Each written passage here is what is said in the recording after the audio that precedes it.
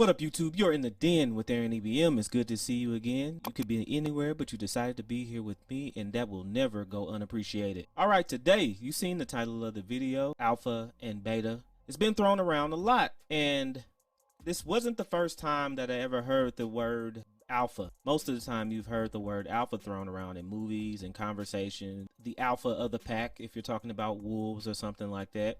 But beta, I didn't hear a lot until I got into this sector of YouTube. You often hear beta thrown around as an insult to kind of diminish his masculinity, because in the sense, most of the time, betas are referred to as the softer, more docile creature in the animal kingdom, whereas the alpha was the leader of the pack. So most of the time it's thrown out as a derogatory word, and when we have these conversations about female nature and males and where we fit into that, we often talk about how most women don't want betas. They kind of run over betas and they really want an alpha type male. So when we're having this conversation, you will often hear either men get categorized as an alpha or a beta, but in reality there is nuances. There is a scale. Alpha and beta are extreme polar opposites, but they are levels in between. That is the levels that we're going to talk about today. First, I'm going to start with the alpha archetype. Alphas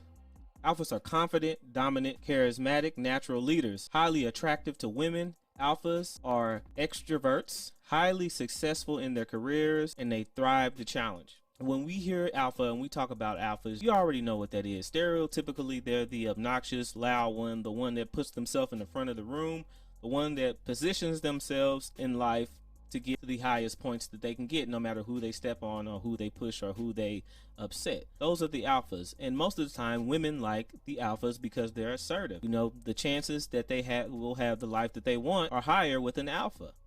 So naturally they gravitate towards the men that stereotypically will take control. Hence the alpha. Now here's the interesting part. In this hierarchy, we have alphas, sigmas, betas, deltas, gammas, and omegas. Sigma man. The sigma is more of an introvert, or is an introverted alpha. The sigma is an alpha, but he's not that loud, obnoxious alpha. Sigmas are confident. They are lone wolves. They do not seek social attention.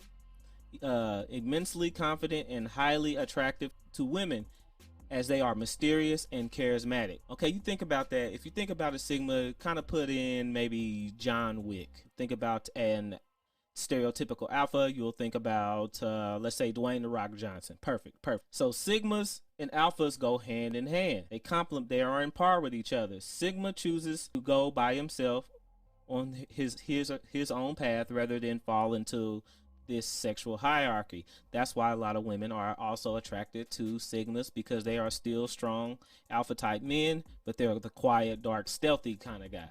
You know, you have The Rock on one side, you got John Wick on one side. Both are able to put you in the dirt. One's going to brag about putting you in the dirt. The other one's going to go home and make a 3-cheese omelet. That's the difference between alphas and sigmas. The stereotypical beta. They're usually followers of the alpha. Betas play it safe and they avoid risks. They lack self-esteem and confidence. Betas worship women and blindly obey orders. They are reserved and idealistic. Most of the time, women will not like to be with the betas. Most of the time, if you see a woman with a beta type male, she is more so in the masculine or alpha type role. She might be a businesswoman, you know, a CEO of some company, and she still wants love. She still wants to be held at night. She doesn't want to be cold. Winter's coming. Want to be cold, so she gets a beta male, somebody that she control, because most of the time if a alpha type woman or if a strong type characteristic woman gets with an alpha type male, they're going to bump heads. So a lot of times they go for the beta type male. Now,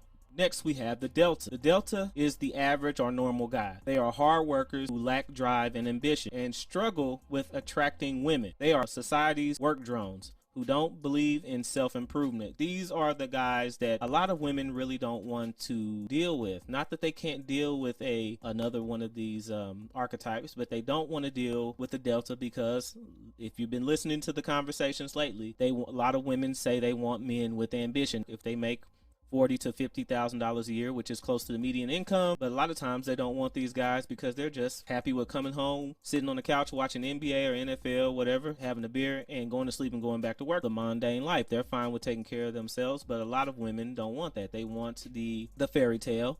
And the fairy tale does not come with a man sitting on the couch and getting into his routine. Now, we got the gamma. They are unattractive, bitter, and introspective. Confused with the hierarchy, they fail to follow social rules, unsuccessful in attracting women, and tend to be obsessive lovers, stalkers, and narcissists. Not going to get into the narcissistic part, but you see that those are usually the guys that you would say are the incels, the complainers that I was talking about a few days ago.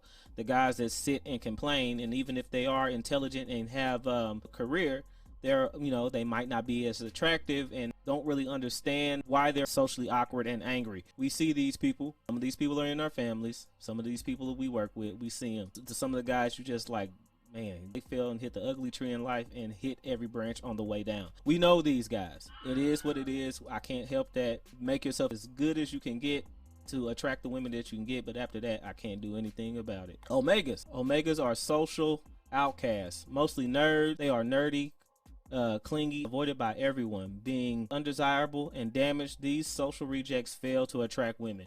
We also know these as well. These are the extremely awkward people. A lot of times they are extremely smart. They are just into what they want to be into, but they really don't fit into these categories. But a lot of times you see these people and they don't even really know or understand or care to understand. That is the difference. That's the nuances, okay? You got alpha, sigma, beta, delta, gamma, omegas. These are all archetypes. It's not just alpha and it's not just beta. Those, like I said, those are extreme ends of the pole, and it is what it is. But it's very interesting to learn this stuff and figure it out. Never just go off of what you hear in any of these spaces. Do the research for yourself. Learn who you are so you can have the best outcomes in life. You'll be fine. Don't worry about it. I hope you like the content. If you did, go ahead and hit that like and subscribe button. Let people know who I am, and I greatly appreciate it. All right, I'm out. Peace.